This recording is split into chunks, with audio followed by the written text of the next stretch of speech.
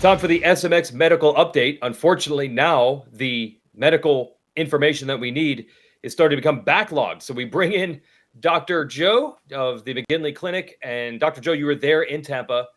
There was a lot of riders going down. Some we don't know the status of. And we'll try to cover a few of the big stories right here. Actually, going to start with Cameron McAdoo, who told JT in the press conference on Friday he indeed did tear his ACL not that long ago.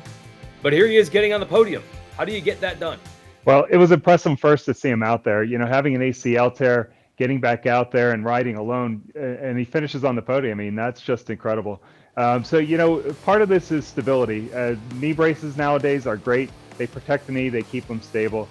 Also, you have other ligaments in the knee. The ACL is the main stabilizer of the knee, but there are additional ligaments. And then the muscles, the quad muscles, hamstring muscles, they cross the knee, as well as the calf muscles. So there's other stabilizers besides the ACL.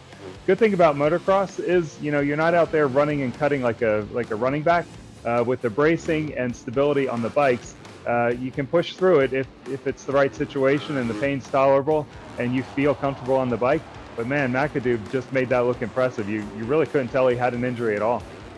He got through one weekend. Fantastic performance. But what would you suggest it looks like from here? Because the normal routine doesn't feel like that's going to be possible. Now, as an aside, I had this injury and I dealt with it, but I was like a caveman trying to sort through this thing. I didn't have the medical technology and expertise that you do, of course. So if you were guiding him, what are you telling him throughout the week to try to be his best on Saturdays, which is always the goal?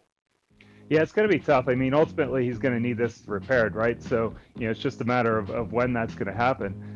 It sounds like he's going to try to get through the Supercross season. So, part of that's going to be strengthening the muscles around the leg. Now, his time on the bike's probably going to be limited. Any additional crashes, if he puts that leg out, even with a knee brace on, he runs the risk of tearing other structures in the knee, such as the menisci, other ligaments around the knee. So that is going to be at risk. He's definitely, although he looked great out there, he's not the same with that torn ACL. So it's going to take a lot of, it's going to be challenging really on his part to get through the rest of the season and do it safely. But stabilizing that knee through the muscles and bracing is going to be his best bet. Well, speaking of riding on one leg, really, and trying to compensate for the other side being injured, that's what Eli Tomac was up against, an all-time hero ride. It was eerily similar to what we saw at Denver 2 years ago with the Achilles tear when he hit his leg on the dirt in qualifying. But he did end up racing Tampa, not well below his normal standards. The press release after the race, Dr. Joe said a sprain high in his ankle and some bruising of his lower leg. How serious is that going forward, you think? Well, yeah, I was there at the race. I saw it live, and just like everyone else in the crowd, as soon as he did that twist on his ankle, he reached down and grabbed his ankle. And the first thing I was thinking was Achilles. I was like, oh man, this is deja vu all over again with the Achilles. Fortunately, he was able to get back out there and rode in the main. Now, with the mechanism of injury, when you look back, I watched again in replay in slow motion, and he had a twisting injury, so it was an external rotation of that lower leg. So what can happen with a high ankle sprain? So that is the mechanism for high ankle sprain.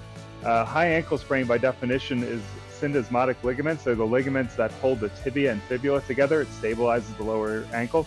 And when that twists, you can tear those ligaments. Now, with that twisting motion, you can also have other injuries. So there can be damage to further ligaments lower down in the ankle, but you can also get fractures. You can get broken bones at the level of the ankle, plus the higher up in the leg near the knee.